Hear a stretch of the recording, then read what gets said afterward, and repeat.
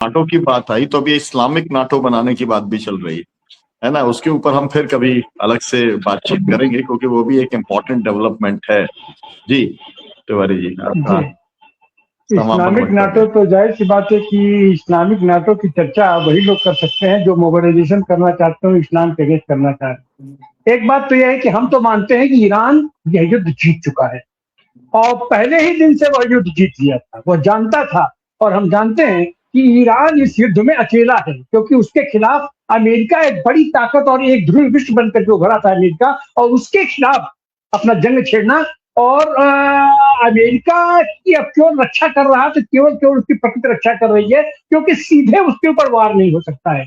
लेकिन ईरान बड़ी ही रणनीतिक तरीके से उसके खिलाफ बढ़ा है, और अब ईरान तो यह युद्ध जीतने के बाद उसका जो नैतिक रूप से तो वो युद्ध जीत चुका है। अब उसकी अगली लड़ाई ये है कि वह कैसे नए वर्ल्ड ऑर्डर को वो बना पाने में सक्षम होता है, जो काम आज तक नहीं हो पाया। और जिसकी उम्मीद हम कर रहे थे ब्रिक्स देशों से हम उसकी उम्मीद कर रही थी, लेकिन ब्रिक्स देशों से भी अभी फिलहाल हम तात्कालिक रूप से पीछे नहीं कर सकते हैं कि उसका नेतृत्व भारत के हाथ में इस समय।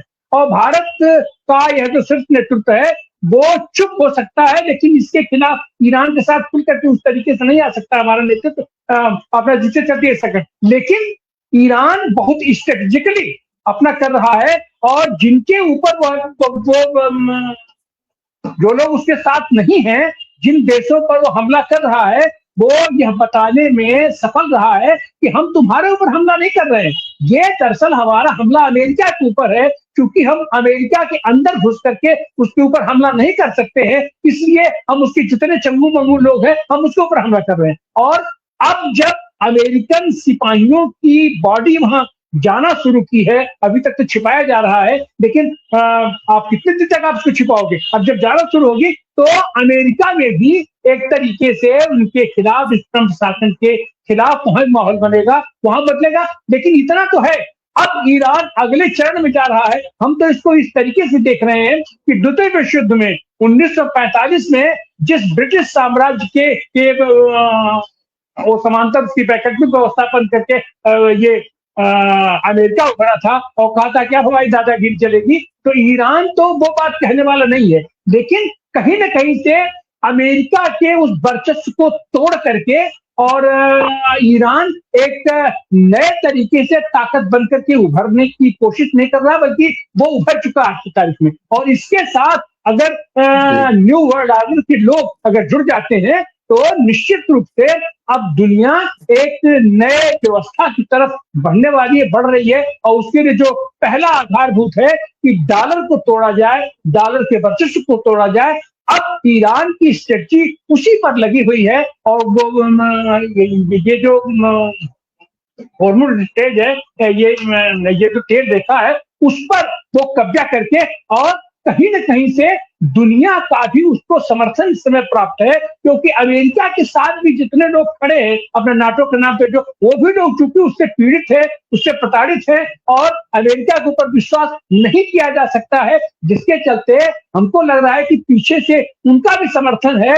या अगर उनका समर्थन ईरान को न भी हो तो उनका समर्थन अब अमेरिका को नहीं आज की तारीख में। तो अमेरिका दिन प्रतिदिन जितना कमजोर होता जाएगा उतना ही ईरान मजबूत होता जाएगा, ईरान का नेतृत्व मजबूत होता जाएगा। लेकिन ईरान की अभी व्यक्तिगत रूप से उस स्टेट की ऐसी ताकत हमको ये नहीं दिखाई पड़ रही कि वो समानांतर वर्ल्ड ऑर्डर की स्थापना कर सके, नेतृत्व कर सके। इस समय आवश्यकता था नॉन अलाइंड मूवमेंट के देशों का। वो आंदोलन अगर मजबूत रहा होता तो आज वो ओवरटेक कर दिया होता। लेकिन आने वाले दिनों में अगर उनके साथ नहीं ये सारी शक्तियां खड़ी हो जाती हैं, चीन, रूस, भारत, तो निश्चित रूप से डॉलर का जो वर्चस्व टूट ही जाएगा और नए वर्ल्ड ऑर्डर की तरफ हम बढ़ पाएंगे, ऐसा मुझे विश्वास है, ऐसा मुझे जी। जी बहुत शुक्रिया। क्या पाशा जी कुछ बोलना चाहते हैं? असल में एक जो है, एक घोषणा तो ट्रंप ने कर दी कि हम तो जीत चुके हैं युद्ध, और दूसरी घोषणा जो है तिवारी जी ने कर दी कि ईरान तो जीत ही चुका है। अब पाशा जी आप क्या कहेंगे, कुछ कहना चाह रहे हैं आप? मैं एक्चुअली एक छोटी सी टिप्पणी करता करना चाहता था व्यास जी के, जो जी जी बहुत जी तफसील से उन्होंने प्रोपेगेंडा के ऊपर जो टिप्पणी की, बाद में मुझे याद आया कि ये ज्यादातर अल जजीरा, CNN, BBC वही देखते हैं और उनका डोमिनेंट व्यू से जो है व्यास जी शायद उनके ऊपर काफी कुछ असर हो रहा है। मैं ना BBC देखता हूँ, ना CNN देखता हूँ, ना ईरान का प्रेस टीवी देखता हूँ। मैं जो भी इंडिपेंडेंट सोर्सेस हैं, दोनों तरफ देख के हम सब इसी निर्णय पे पहुंचे हैं कि इनिशियली अमेरिका और इजराइल के हक में लोग थे कि न्यूक्लियर हथियार वगैरह बोल के, लेकिन धीरे धीरे पूरा नैरेटिव बदल रहा है। और एक ही शब्द बोल के मैं खत्म करता हूँ कि अब जो है स्ट्रेट ऑफ हॉर्मुज के जरिए अब ईरान सभी देशों को मजबूर कर रहा है, जो एटलीस्ट 150 देश जो वहाँ गैस और तेल और एक्सपोर्ट्स करते हैं, कि आप हमारे से बात करिए। हम अब खाड़ी के दादा हैं, अमेरिका नहीं, हम उनको मार भगाए और हम जो है जो का चाहते हैं वो करेंगे। लेकिन देखना होगा कि ये कब तक ईरान अपने बलबूते पे लड़ पाएगा और इसमें चीन और रूस का क्या रोल रहेगा। और सबसे बढ़ के ईरानी पब्लिक अगर तहस नहस करते हैं बड़े पैमाने पे ये दोनों देश जो हमला किया है, उससे क्या बर्बादी होगी। और इसके बावजूद भी जैसा ईरान इराक वार ने उन्होंने एक जत्था बताई थी, तो उसी तरह अगर इस बार खड़ेंगे तो पूरी दुनिया ईरान को हिला नहीं सकती। जी जी, बहुत बहुत शुक्रिया, धन्यवाद आपका पाशा जी। जी फिरोज भाई, आप हम लोग तो डिबेट रोज करने वाले हैं, जब तक युद्ध चलेगा तब तक हमारी डिबेट जारी रहेगी। आप आज कुछ कहना चाहें तो जरूर कहिए। चाइना और रशिया उसके साथ खड़े हैं, वो तो बहुत ही स्पष्ट है, पॉलिटिकली खड़े हैं। And in many ways China 90% Iran का तेल लेके जा रहा है, तो समझिए कि कहाँ से उसका पैसा आ रहा है। दूसरी बात है कि दुनिया में ईरान के लिए बहुत बड़ा समर्थन है। ये अल जजीरा से नहीं से बात समझ में है कि मैंने पहले ही बोला था, वो कतर का चैनल है, तो CNN, BBC ये सब बकवास चैनल है। तो इंडिपेंडेंट सोर्सेज, मेरा पूरा सोशल मीडिया के माध्यम से मैं न्यूज इकट्ठा करता हूँ, मैं एक चैनल को देखता ही नहीं, वो बहुत क्लियर करते हैं। You need to know where to go to and look for information from American sources, from Iranian sources, who are the sources that you trust. Okay.